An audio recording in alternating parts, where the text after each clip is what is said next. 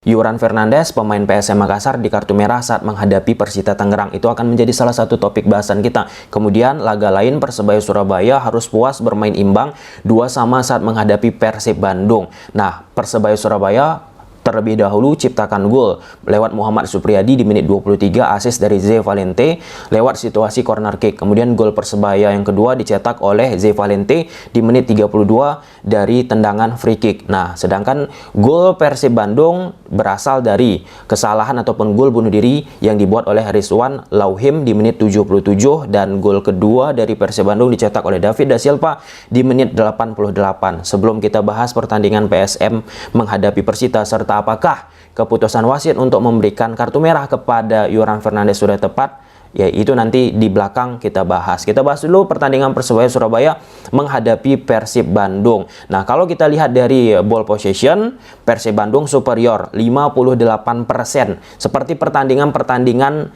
yang lain. Namun ketika Persib Bandung banyak menguasai bola, sulit untuk bisa membangun setup play yang rapi dari belakang, tengah, sampai ke depan. Nah, Persebaya Surabaya di laga ini 42% mereka menguasai bola. Kita lihat dulu grafis susunan formasi yang dimainkan oleh Persebaya Surabaya dan Persib Bandung berasal dari lapangbola.com. Persebaya Surabaya bersama Coach Aji gunakan pola 1-4-2-3-1. Ini di atas kertas. Kalau kita lihat di atas lapangan, permutasian posisi terletak di 3 pemain tengah dari Persebaya. Ada Muhammad Hidayat nomor 96, Muhammad Alwi Samad nomor 88, dan Ze Valente. Kadang Hidayat dan Alwi sebagai double pivot. Namun seiring bola itu digulirkan oleh pemain-pemain dari Persebaya, salah satu pemain tengah antara Hidayat ataupun Alwi mencoba membantu pergerakan Ze Valente untuk mendukung, mensupport dari pemain-pemain depan Persebaya Surabaya, So Victor ataupun Muhammad Supriyadi. Sedangkan Luis Mia bersama Persib Bandung tetap gunakan pola andalan, yaitu pola 3 back 1-3-5-2 ataupun bisa berubah menjadi 1-3-4-3. Nah, di sini permutasian posisi dilakukan oleh Daisuke Sato. Daisuke Sato memang beberapa kali berada di sektor wingback kiri, namun pada saat area tengah kosong, di saat Marc Anthony Klopp bergerak lebih ke depan, disitulah Daisuke Sato masuk ke dalam untuk mendampingi Deddy Kusnandar agar tidak terlalu kosong di area tengah.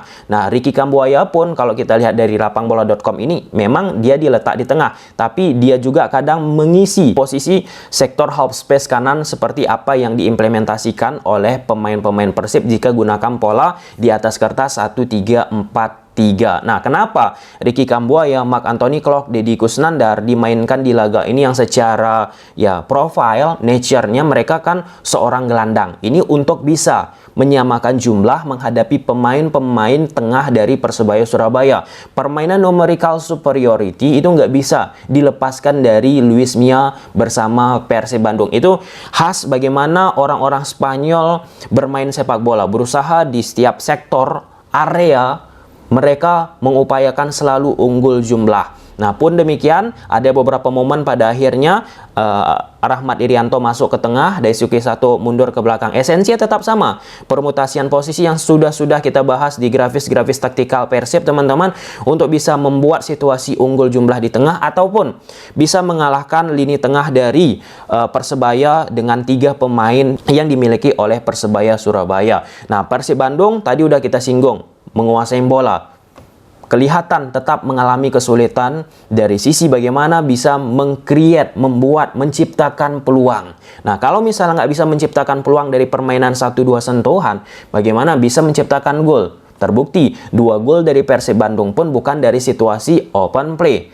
Gol pertama bunuh diri pemain Persebaya, di situ berasal dari corner kick. Gol kedua berasal dari throw in yang dilakukan oleh Roby Darwis dan bisa dimanfaatkan oleh David da Silva.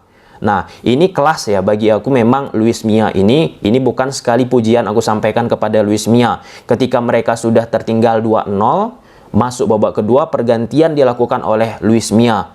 Nah, itu jelas apa yang diinginkan oleh Luis Mia, ingin meningkatkan agresivitas. Itulah ya perbedaan pelatih-pelatih yang memiliki taktik, memiliki kelas. Ketika sudah tertinggal, ada plan selanjutnya yang ia miliki untuk bisa merubah situasi tersebut. Kemudian dimasukkan Ezra, kemudian dimasukkan Roby Darwis dari sisi attacking, progresivitas. Robby Darwish lebih kencang untuk bisa memberikan bola ke depan ketimbang pemain di babak pertama yang cenderung bermain ya memberikan passing-passing yang aman di daerah permainan sendiri. Umpan-umpan resiko nggak dilakukan. Ketika umpan resiko nggak dilakukan, teman-teman, sulit untuk bisa melihat pemain-pemain Persib mendapatkan peluang di area depan. Persebaya Surabaya pun, ya kita ambil contoh akhir-akhir ini saja, saat menghadapi Rans, mereka sudah unggul, bisa dibalikkan Rans. Ini pada saat sudah unggul menghadapi Persib 2-0, bisa dibalikkan. Ketika Persebaya sudah unggul, memang mereka mengalami penurunan. Aku nggak mau bicara faktor non teknis, ada juga yang menyebutkan karena sudah ya beberapa pemain Persebaya Surabaya dikabarkan ya sudah deal dengan beberapa klub di musim depan. Aku nggak tahu apakah itu benar ataukah itu rumor, tetapi secara ya naturalnya ini udah sering kita lihat Coach Aji Santoso bersama pemain Persebaya Surabaya ketika mereka sudah unggul mengalami penurunan dan bisa di comeback oleh lawan. Itu hal yang harus dievaluasi oleh Persebaya. Persib Bandung pun harus tetap mengevaluasi karena ini jelas-jelas bukan Persib Bandung ketika mereka unbeaten beberapa pertandingan, udah mengalami penurunan intensitas. Ya, nggak, dari sisi gairah agak berbeda dimiliki oleh pemain-pemain Persib Bandung. Luis Mia, kemudian Coach Manu, asisten dari Luis Mia, kita lihat dari pinggir lapangan, mereka selalu terus mencoba memberikan semangat suntikan untuk terus coba ketimbang tidak sama sekali. Oke, itu untuk pertandingan Persebaya Surabaya menghadapi Persib Bandung. Kita masuk ke Persita Tangerang menghadapi PSM Makassar. Di laga ini skor akhir 0-0. Seperti biasanya PSM Makassar, kita harus membahas ball positionnya. Di laga ini PSM Makassar kemarin 30% penguasaan bolanya. Di laga ini hanya 23%. Persita Tangerang 77%. Nah, di laga ini Persita Tangerang ya pandai bagi aku mengatur tempo. Terlepas mereka tidak bisa menciptakan gol. Nggak mau terlalu buru-buru. Nggak mau terlalu frontal cepat ke depan. Nah, kenapa? Karena ketika mereka sudah terjebak untuk terus melakukan attacking, masuk ke daerah lah ya, ke daerah permainan PSM Makassar, bisa berbahaya bagi Persita Tangerang. Nah, di situ diatur temponya benar-benar oleh dua pemain tengah Persita Tangerang yang secara struktur, shape yang dimainkan oleh Persita Tangerang rapi bagi aku. Kita lihat dulu line up dari kedua tim berdasarkan lapangbola.com. Persita Tangerang gunakan pola 1-4-2-3-1. Nah, secara implementasi di atas lapangan, teman-teman, kadang beberapa kali berubah menjadi 4-1-4-1 ketika tanpa bola, dan pada saat melakukan attacking berubah menjadi shape 2-3-5. Kemudian kita masuk ke PSM Makassar menggunakan pola andalan dari Bernardo Tavares, gunakan pola 1-3-5-2. Ketika bertahan gunakan pola 5-3-2. Di laga ini pemain PSM Makassar, ya bagi pecinta pendukung PSM Makassar yang sering melihat kanal YouTube ini, udah berkali-kali kan kita bahas. Aku termasuk salah satu ya yang sering membahas PSM Makassar, bukan hanya sekedar membahas seperti ini, tetapi menggunakan grafis di atas lapangan. Oke, kita sudah sering membahas bermain lebih banyak menunggu PSM Makassar. Dari ball possession ada datanya, ada parameternya, terbukti di laga ini lebih banyak menunggu dengan 5-3-2. PSM Makassar yang aku sebutkan tadi, dua pemain tengah mereka yang sangat terukur ya, penuh pertimbangan untuk mencoba memberikan bola ke depan. Nomor 7 ada Dadang Apridianto dan Ripki Dwi Septiawan. Mereka bergantian. Kadang Dadang yang turun, Ripki yang naik, Ripki yang turun, Dadang yang naik. Ezekiel Pidal menjadi salah satu akses pilihan bagi dua gelandang Persita tersebut untuk bisa memprogresikan bola ke depan. Nah, karena PSM Makassar pun tidak tertarik, lebih bermain menunggu, teman-teman, Persita Tangerang ya sulit banget untuk bisa menembus pertahanan dari PSM Makassar yang secara struktur defense bagaimana cara mereka merapatkan ya 5-3-2 mereka udah sering juga kita bahas, yaitu mereka menunggu, melakukan pressing dari tiga pemain tengah mereka. Ada Ananda Rehan, Akbar, kemudian Arfan. Dibantu oleh wingback kanan, misalnya diserang dari sektor kanan permainan PSM Makassar, yaitu Zaki Ashraf.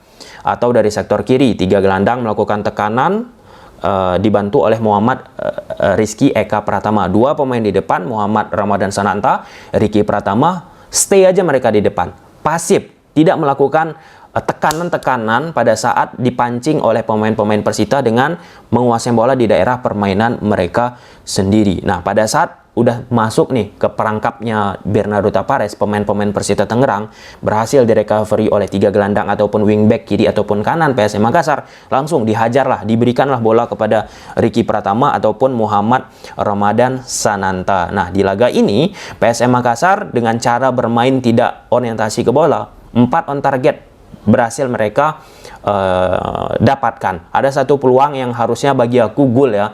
Seorang Fluim dari sektor kiri mendapatkan bola crossing ke dirinya, tampaknya Fluim nggak siap sehingga tendangan kaki kirinya malah melenceng keluar gawang yang harusnya itu udah gol bagus untuk PSM Makassar. Nah, dengan situasi permainan yang sudah dipahami, dimengerti oleh pemain PSM Makassar, ya, ini tinggal jalan lagi. Misalnya Coach Bernardo Tavares tidak ada di pinggir lapangan, seperti beberapa waktu yang lalu ada di bench, kan udah disampaikan oleh Coach salah satu staff ya, PSM Makassar. PSM ini udah ada patternnya, tinggal di jalannya aja. Bahasa sederhananya, kalau teman-teman nonton Barcelona, nonton Liverpool, Barcelona ball possession, Liverpool counter press. Jadi sebelum kita nonton, udah tahu identitas mereka itu bagaimana. Itulah yang dimiliki oleh PSM Makassar. Deadlock selama 90 menit tidak ada tercipta gol.